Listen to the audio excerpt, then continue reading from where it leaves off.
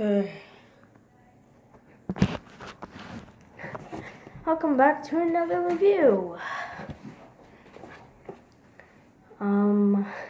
Today I'll be reviewing Thomas and Friends Blue Mountain Mystery. Well, it's not as bad as Hero of the Rails, but it's good. I'll tell you that. Basically, the whole point of this movie is Thomas, while Paxton is working at the Blue Mountain Quarry, he gets totally almost destroyed, and then Thomas takes his place. But then he notices a little green engine working with the narrow gauge engines. He wants to know who he is.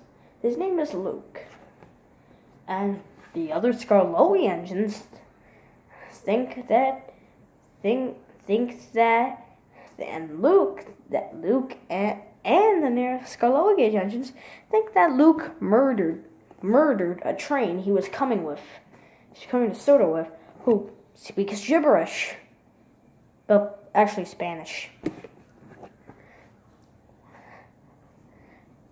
While Luke was being unloaded, he gets accidentally knocked over. Hold on. See if I can do this. And then the Spanish engine gets accidentally knocked over into the water, and he was never seen again.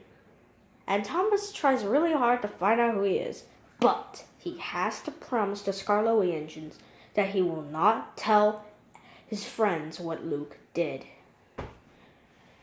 When he does find out who the engine is, and it's Victor, the Scarlowi engines don't trust him anymore because they think he told them the secret. And so they automatically ditch him, and for some reason, Thomas just goes up to the Scarlowi engines when, well, seriously, Thomas, you do know that you can't run on narrow gauge track. You're a standard gauge engine.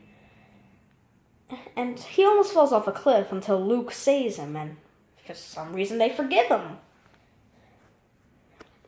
Eventually, all find out it was Victor. Luke is Mr. Percival is gonna let Luke stay on the railway.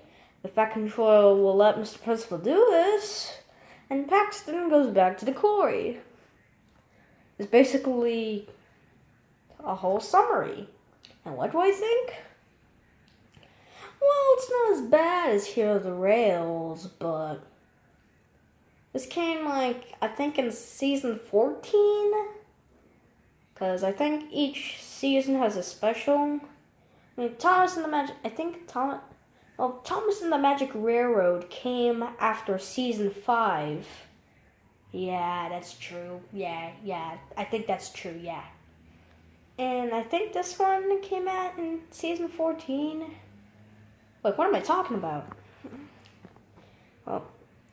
Well, it's not as bad as Hero of the Rails, but it's still bad. I mean, it's good, but it's bad. It's bad because, well, it has some of that pointless filler that Hero of the Rails had.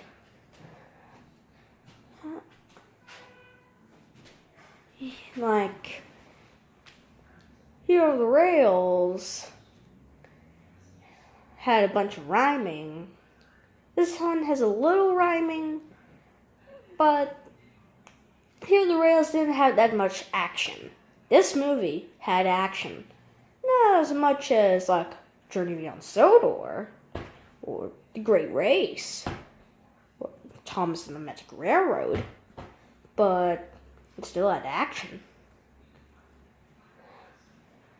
Well, the reason why this review is so short is because, actually, I really don't have that much to say about this movie.